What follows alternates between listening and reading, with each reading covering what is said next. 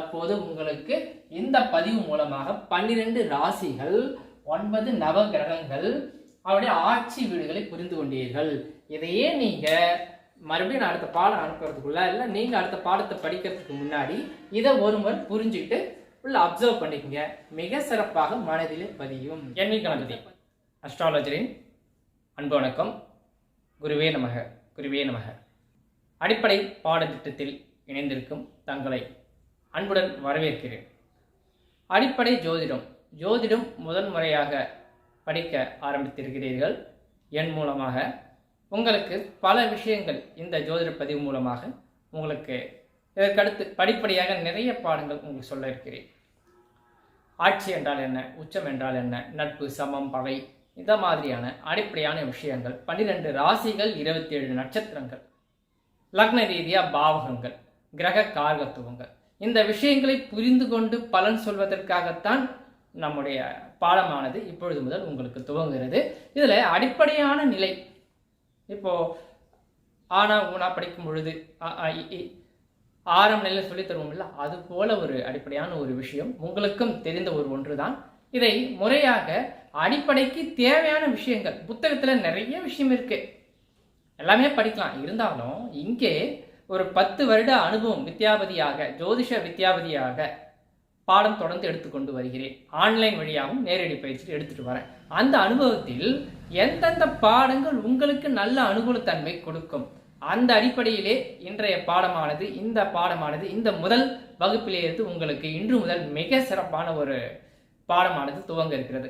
நீங்க செஞ்ச வேண்டியது என்னன்னா பாருங்க, ஒரு நோட்டு புத்தகம் எடுத்துக்கோங்க, ஒரு பென் எடுத்துக்கோங்க, அழகா நான் சொல்லக்கூடிய விஷயத்தை எழுதணும். இது போல ராசி கட்டம் போட்டு அழகா நீங்க எழுதணும். நான் சொல்லக்கூடிய விஷயத்தை எழுதி பழகணும். பிறகு வாட்ஸ்அப்ல இந்த பாடத்தை இப்பொழுது நீங்கள் பார்த்து கொண்டே இருப்பீர்கள், அல்லது வேறொரு பதிவு மூலமாக நீங்கள் இந்த பதிவை நீங்கள் பார்த்து கொண்டு இருப்பீர்கள். அப்படி பார்த்து கொண்டிருக்கும் உங்களுக்கு நான் சொல்லக்கூடியது மீண்டும் மீண்டும் என்னவென்றால், எழுதுங்கள், எழுதி வைத்து படியுங்கள். பிறகு வாட்ஸ்அப்லேயோ தொலைபேசி வாயிலாகவோ என்னோடு தொடர்பு கொண்டு நீங்கள் மேற்கொண்டு நான் சொல்லிக் கொடுத்த பாடத்திலிருந்து இன்னைக்கு எந்த பாடம் இப்போ நடத்திருக்கிறோம் இந்த பதிவில், இதை குறித்து உங்களுடைய கேள்வியை தாராளமாக என்னை தொடர்பு கொண்டு கேட்கலாம். முதல்ல வாட்ஸ்அப்பில் வாய்ஸ் மெசேஜ் அனுப்பிவிடுங்க, பிறகு என்னை தொலைபேசி வழி தொடர்பு கொள்ளவும். சரிங்களா? இப்போ நேரடியாக இப்போ பதிவுக்குள் சென்று விடலாம். வாருங்கள். அடிப்படை பாடம் இன்னைக்கு இந்த பதிவு மூலமாக நம்ம பார்க்கிறது ஆட்சி வீடுகள், அந்த கிரகங்களுடைய ஆட்சி மற்றும் அந்த ஒரு ராசிகளோட தன்மைகள், சில விஷயங்களை நாம் இந்த முதல் பதிவு மூலமாக புரிந்து கொள்ளலாம். சரிங்களா? வாங்க. இப்பொழுது நீங்கள் பார்த்து கொண்டிருக்கும் இந்த ராசி கட்டம் பாருங்க, 12 ராசிகள்: மேஷம், ரிஷபம், மிதுனம், கடகம், சிம்மம், கன்னி, துலாம், விருச்சிகம், தனுசு, மகரம், கும்பம், மீனம். மறுபடியும் சொல்றேன், பொறுமையா சொல்றேன்.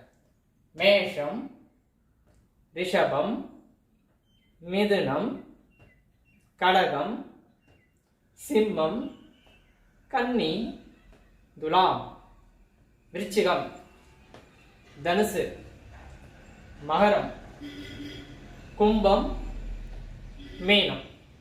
இது 12 ராசிகள் இப்பொழுது உங்களுக்கு தெளிவாக நான் சொல்லியிருக்கிறேன். இது ஏன் நம்ம மேஷத்துல தொடங்குறோம்? காலபுருஷ தத்துவம் சொல்லுவோம். இன்சான் உடம்பிற்கு சிரசே பிரதானம், தலைதானே முதல். அது மாதிரி இது தலை, இது முகம், அந்த மாதிரி சில விஷயங்கள் இங்க வரும். இது கடைசியில பாதம் என்று வரும். இதெல்லாம் போக போக நான் பதிவுல சொல்லதான் இருக்கிறேன் உங்களுக்கு. இன்றைய பாடம் முதல்ல இது புரிஞ்சுக்கலாம். ராசிகள் பெயர்கள், இது 12 ராசிகளின் பெயர்கள்: மேஷம், ரிஷபம், மிதுனம், கடகம், சிம்மம், கன்னி, துலாம், விருச்சிகம், தனுசு, மகரம், கும்பம், மீனம். இப்போ இந்த ராசி கட்டத்தை போட்டு நீங்க எழுதிக்கணும். இந்த ராசி கட்டத்தை எப்படி இங்க எழுதலாம் அப்படின்னு ஒரு எண்ணம் ஒரு ஆரம்பத்துல புதுசா வரவங்களுக்கு நான் சொல்றேன். ஃபர்ஸ்ட் இந்த அவுட்லைன் இருக்கு இல்லையா, இந்த 4 கோடுகள் போட்டுக்குங்க. ஒரு ஸ்கேல் இருக்கா, ஒரு 8 8, இந்த பக்கம் ஒரு 8, இந்த பக்கம் ஒரு 8, இந்த பக்கம் ஒரு 8, இந்த பக்கம் ஒரு 8, அப்படியே அளந்து கூட எழுதிக்கலாம், இல்லை தோராயமாக கூட எழுதிக்கலாம். எழுதிட்டு நடுவில் இதை 2 2 பிரிச்சுக்குங்க. 2 சென்டிமீட்டர் பிரிச்சிருங்க. பிரிச்சு இது குறுக்கில் இந்த ஒரு கோடு போடணும், அதற்கு இந்த கோடு போடுங்க. அடுத்தது இந்த ஸ்ட்ரைட், இந்த நேர்கோடு, இந்த நேர்கோடு போட்டிங்களா, ஒரு கட்டம் வந்துடும். பிறகு இங்கேயும் இங்கேயும் இங்கேயும் இங்கேயும் கோடு போட்டால் போதும். மொத்தம் பாருங்க 1 2 3 4 கோடா.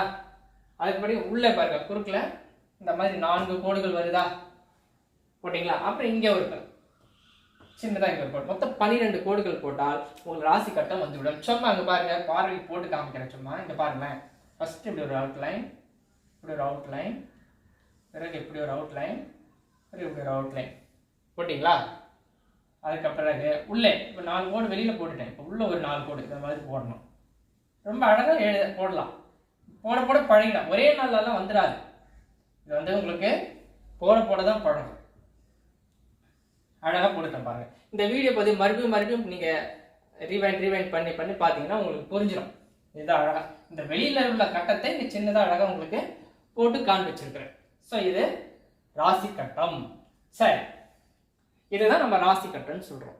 இதை வச்சு தான் ஒருத்தருக்கு அவர் கர்ம வினை அடிப்படையில் இன்பம் துன்பம் எதையெல்லாம் அனுபவிக்க வந்திருக்கிறார், அவருடைய பிறந்தது முதல் கடைசி காலம் வரை என்ன அவருடைய தசாபுத்தி அடிப்படையிலே, ஜென்ம லக்ன அடிப்படையிலே, ஜென்ம ராசி அடிப்படையிலே அவர் என்னெல்லாம் அனுபவிக்க பிறந்திருக்கிறார் என்பதை சொல்வதுதான் இந்த ராசி கட்டம். இதிலே இந்த மேஷ ரிஷபம் இந்த ராசியோட பெயர்கள் மாறாது. இது ஸ்டாண்டர்ட், நிரந்தரங்க. இந்த ராசிகள் பெயர்கள் மாறவே மாறாது, நிரந்தரம். பிறகு அடுத்தபடியே அடுத்த விஷயம் அழகாக உங்களுக்கு ஒன்று சொல்றேன். இது உங்களால் புரிஞ்சு விடுதா பாருங்க. நவகிரகங்கள் என்னென்ன அப்படின்னும் பொழுது சூரியன் எழுதிக்கலாம் நீங்க, சந்திரன், செவ்வாய், புதன், குரு, சுக்கிரன், சனி பகவான், ராகு, கேது, மொத்தம் 9. மறுபடியும் சொல்றாங்க. சூரியன், சந்திரன், செவ்வாய், புதன், குரு, சுக்கிரன், சனி பகவான், ராகு, கேது, நவகிரகங்கள். இவ்வளவுதாங்க விஷயம். இதை நீங்க அழகாக உங்க நோட்டு புத்தகத்துல எழுதிக்கலாம். இங்க பாருங்க, சூரியன், சூரி, சும்மா அது மாதிரி எழுதலாம். ராசி கட்டத்தில் எழுதும்போது இந்த மாதிரி சுருக்கமா எழுத கத்துக்கணும். சூரியன், சந்திரன், செவ்வாய் எழுத்தது உங்களே தெரியும். நிறைய பேருக்கு எழுத படிக்க தெரியும் இல்லையா? செவ்வாய் எப்படி எழுதும் உங்களுக்கு தெரியும். அந்த சூரியன், சந்திரன், செவ்வாய், புதன், குரு, சுக்கிரன், சனி பகவான், ராகு, அடுத்தது எப்படியா கேது. இந்த மாதிரி புரிஞ்சுக்கலாம். நீங்க ரொம்ப சிம்பிள். நான் சொன்ன வார்த்தையே போதும் உங்களுக்கு, ரொம்ப தெளிவா இதை எழுதிக்கிங்க. நவகிரகங்கள் 1 2 3 4 போட்டு 9 வரைக்கும் நம்பர் போட்டு தனியா ஃபர்ஸ்ட் எழுதுங்க. 12 ராசி அதே போல என்ன பண்ணுங்க, இன்னைக்கு தேதி போட்டுருங்க, இந்த கட்டத்தை போட்டுருங்க, அதுக்குள்ள இந்த ராசி பெயர்கள் எழுதிடலாம். வெளியிலேயே என்ன பண்ணுங்க, 1 2 3 போட்டு மேஷம், ரிஷபம், மிதுனம் இதை வந்து மனப்பாடம் பண்ணிக்கலாம். சில பேருக்கு தெரியும், சில பேர் தெரியாதவர்கள் கொஞ்சம் மெமரி பண்ணிக்கலாம். மேஷம், ரிஷபம், மிதுனம், கடகம், சிம்மம், கன்னி, துலாம், விருச்சிகம், தனுசு, மகரம், கும்பம், மீனம் அப்படின்ட்டு தினமும் சொல்லி பழங்க. மெதுவாக சொல்லி பழகினா பழக்கத்தில் வேகமாக சொல்கிறேன். நீங்கள் மெதுவாக சொல்லி பழகிக்கணும். அதே போல் சூரியன், சந்திரன், செவ்வாய், புதன், குரு, சுக்கிரன், சனி, ராகு, கேது, இந்த நவகிரகங்கள் இதை ஞாபகம் வச்சுக்கணும். இப்போ இந்த நவகிரகங்களுக்கு இந்த 12 ராசிகள்ல ஒரு ஆளுமை இருக்கு, ஆட்சி பெறுகிறது. ஆட்சி அப்படின்னு சொல்லலாம். ஒவ்வொரு வீட்டையும் ஆட்சி செய்கிறது அப்படின்னு எடுத்துக்கலாம். எப்படி நம்ம இந்தியா ஒவ்வொரு மாநிலத்தும் ஒவ்வொரு ஆட்சி புரிகிறார்கள் அப்படின்னு நம்ம சொல்றோம்ல, அந்த மாதிரி இந்த எடுத்துக்கலாம். ஒவ்வொரு நாடுகளுக்கும் ஒவ்வொருத்தர் ஆட்சியில் இருக்கிறார் அப்படின்னு சொல்றோம்ல, அந்த மாதிரி இந்த மேஷ ராசிக்குன்னு ஒருத்தர் ஆட்சியாளர் இருக்கிறார் நவகிரகங்கள்ல. அவர் தான் செவ்வாய். ரிஷபத்துக்குன்னு ஒருத்தர் இருக்கிறார் ஆட்சியாளர். அவர் யாரும் பார்த்தீங்கன்னா சுக்கிரன். மிதுனத்திற்கு புதன், கடகத்திற்கு சந்திரன், சிம்மத்திற்கு சூரியன், கன்னிக்கு புதன், அடுத்து துலாம் சுக்கிரன், விருச்சிகத்துக்கு செவ்வாய், அடுத்தது என்ன தனுசு குரு பகவான், அடுத்த ராசி என்ன இருக்கு பாருங்க மகரம் இல்லையா, தெரியுதா மகரம், அது சனி பகவான் ஆட்சி வீடு. கும்பத்திற்கும் கும்பராசி எழுதிருக்குன்னா கும்பம், அதுவும் சனி பகவானே ஆட்சி வீடு. அடுத்தது மீனம் எழுதிருக்கிறேன், குரு பகவான் ஆட்சி வீடு. இதாங்க விஷயம், சரிங்களா? இதுல மறுபடியும் சொல்லிடுறேன், செவ்வாய் 2 வீட்டுக்கு அதிபதி. இங்கேயும் செவ்வாய் வருவாரு, எழுதிடுறேன், உங்களுக்கு தெரியுதா பாருங்க. இது செவ்வாய், செவ்வாய், இதுவும் செவ்வாய், இதுவும் செவ்வாய், சரிங்களா? இங்க மேல உள்ள எழுத்து உங்களுக்கு பளிச்சுன்னு தெரியும். இது கொஞ்சம் லேசா தெரிஞ்சாலும் நான் சொல்லிடுறேன் இல்லையா, அதை வச்சு எழுதிருங்க. அடுத்தபடியா ரிஷபத்திற்கும் துலாமுக்கும் உங்களுக்கு எளிமையா புரிஞ்சுக்க சொல்லிடுறேன். சுக்கிரன், இது சுக்கிரன் இந்த வீட்டுக்கு அதிபதி, 2 வீட்டுக்கும். மிதுனத்திற்கு பாருங்க அழகா எழுத பாருங்க, புதன், கன்னிக்கும் புதன். இப்படி ஈஸியா புரிஞ்சுக்கலாம், அதுக்காக தான் நான் டபுளா சொல்றேன். அடுத்தபடியா கடக சிம்மத்துக்கு வரேன். இப்ப இங்க கவனிங்க, தனுசு குரு அதிபதி.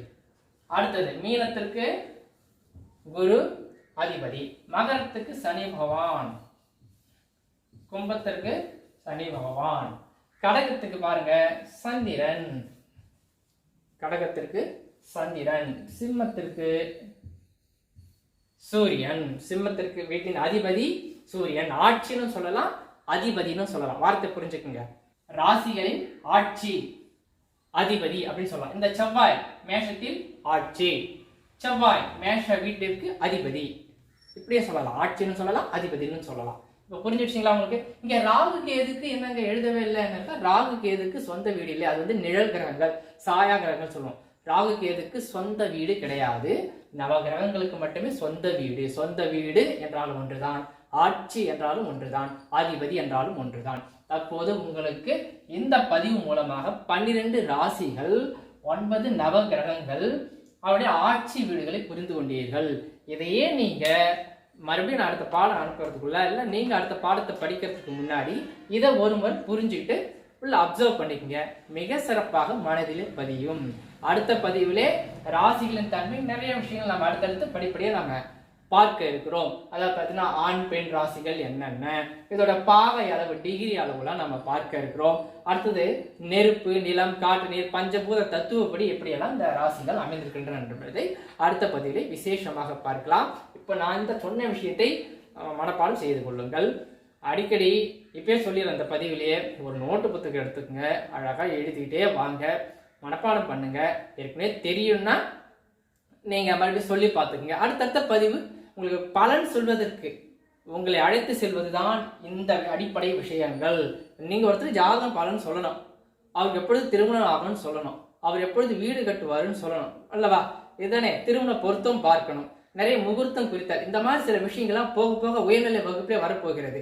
அதை படிப்பதற்கு நீங்கள் இந்த அடிப்படை விஷயத்தை, அடிப்படை ஜோதிட பாடத்தை நீங்கள் படிக்க வேண்டும். உங்களோட புரிதலை பொறுத்து இந்த அடிப்படை பாடத்தை நீங்கள் எவ்வளவு சீக்கிரம் புரிந்து கொள்ள முடியுமோ அவ்வளவு சீக்கிரம் என்னிடம் பாடத்தை பெற்று நீங்கள் பயிற்சி பெறலாம். சீக்கிரமா பாடம் வேணும்னாலும் என்னை கான்டாக்ட் பண்ணுங்க, உங்களுக்கான விஷயம் சொல்றேன். இல்லைங்க என்ன மெதுவாக படிக்க முடியும்னாலும் அதுக்கேற்ற மாதிரி பாடம், உங்களுடைய திறமை, உங்களுடைய திறன், புரிந்து கொள்ளும் ஆற்றல், அதை பொறுத்து பாடங்கள் உங்களுக்கு சிறப்பாக அனுப்புவேன். வாழ்த்துக்கள். அடுத்த பதிவிலே சந்திப்போம்.